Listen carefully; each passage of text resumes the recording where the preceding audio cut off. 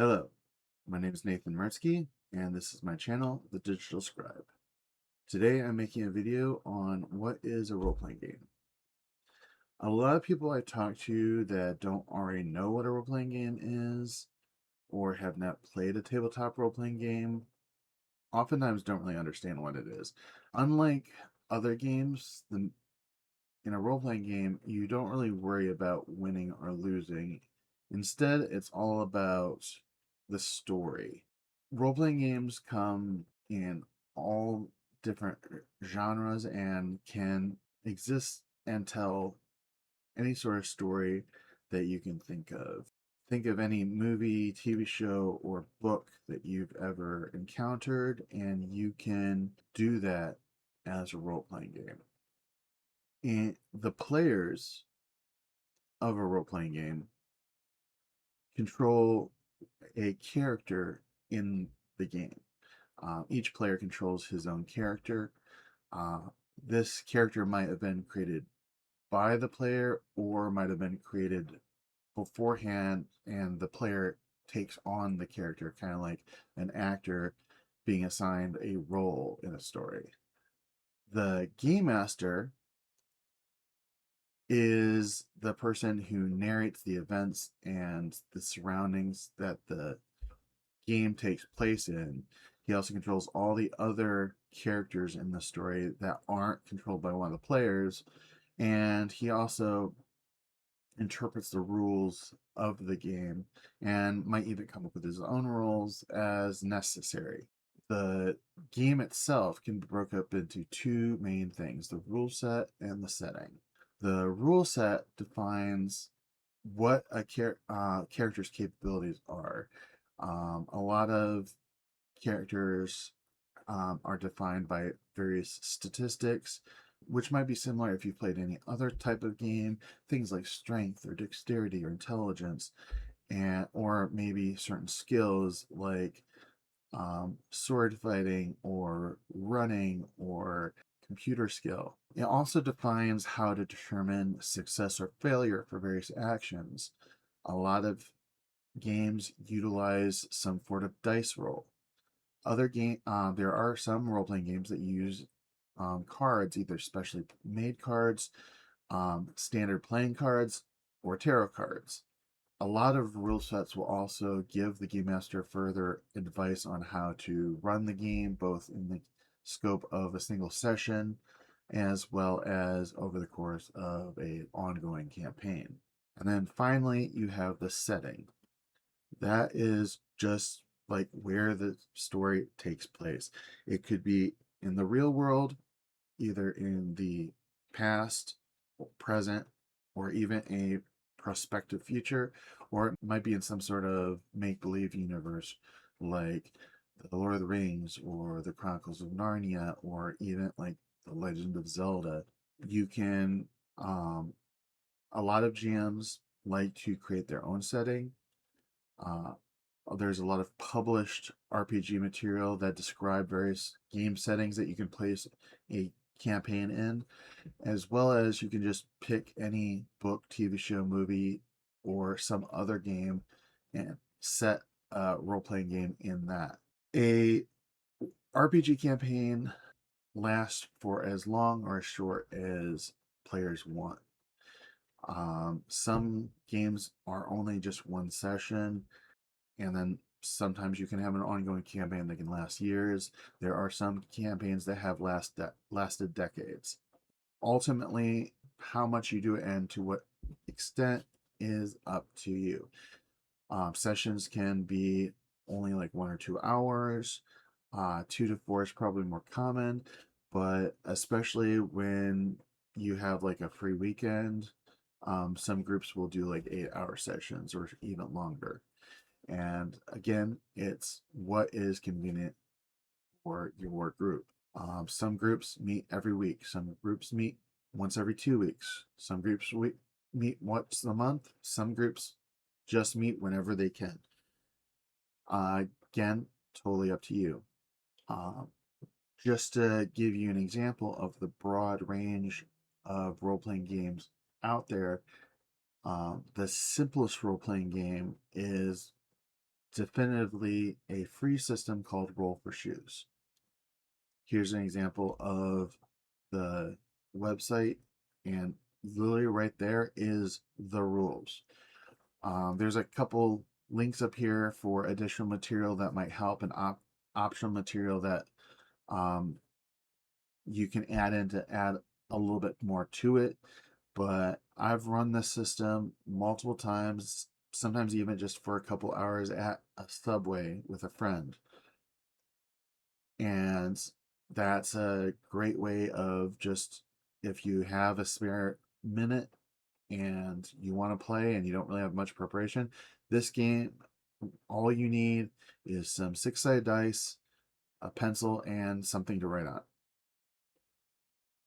The To give you an example of a more involved system, there is a free system called Worlds Without Number.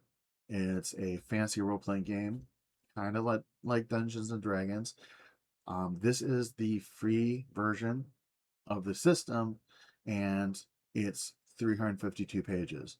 So some of that is going to be actually sort of tone material, where it sort of sets the mood, gives you the idea of the type of game it's intended to play. But the rest is like going into, again, defining what makes up a character, what makes up, like various items that might interact with characters, like weapons, how the GM is supposed to handle various situations that might arise in the game. The GM does not have to memorize all of this. That's where a lot of role playing game rule sets will have rules for very specific circumstances. If those don't show up, and or you don't want to handle them in the game like that, because that's where, like, for example, a lot of game systems will have rules for encumbrance, where if you carry too much things, you'll get weighed down or become more clumsy because you're trying to carry too many things. But depending on what type of story you want to do, tell, that can get quite tedious to track. So, like, a lot of times I don't um, make my characters track that to any significant degree in a lot of the games I run, depending again on what type of game your group wants to have. With this system, um, this is an example of a character sheet. This is how a character is defined. Now, again, this is a more involved system. So I know some people have compared character sheets in a role playing game to like Excel spreadsheets. And I mean, that is a valid comparison, but that's where this goes into everything from the attributes, how many, how much damage the character can take, what his like homeland, occupation, his species, um, all his various weapons, his skills, um, if he has a mount like a horse, all the various other possessions he might have, his money, notes on like any magic he knows, any allies or enemies he has, what languages he knows, all these various information that makes up what the character's resources and capabilities are. So, there's a few systems that might be even more complex than this, and then there's a bunch that are a lot simpler than this. So again, it's like what type of game you end up feeling like you want to try. I would try out Roll for Shoes, and then if you want to try something a little bit more involved, you can do that. Great resource for RPG rules is a website called Drive Through RPG. Um, you can, yeah, in addition to a wide variety of PDFs that you can buy, there's also a ton of free PDFs available, including core rule books that will include either both full on rule sets like Worlds Without Number, as well as quick play rules and sort of demo rules, where a lot of times those will have um, a specific scenario that you play through to um, get an idea of how the game runs, and then you can then move on to get the full game sometime later. So um, go ahead and get together with some friends, try out Roll for Shoes. If you guys have fun, then you can talk about like what type of game you would really like to play. Whether are you guys more into sci-fi, historical stories, fantasy stories?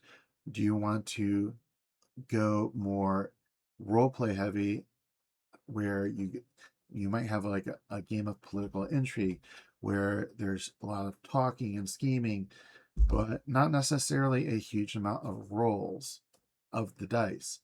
Or do you want to do more of a combat focused game where you might focus more on the rules and treat it more like almost a war game, just with characters that you take from game to game?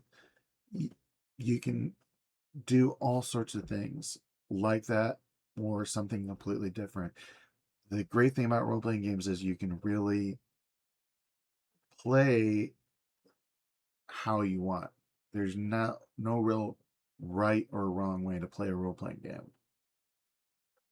So if you've liked this video and if this has been helpful, please give it a like and subscribe. I'll have my link to my Buy Me a Coffee account down below if you want to support me and help me um, uh, do this more. But in the meantime, have fun and God bless you.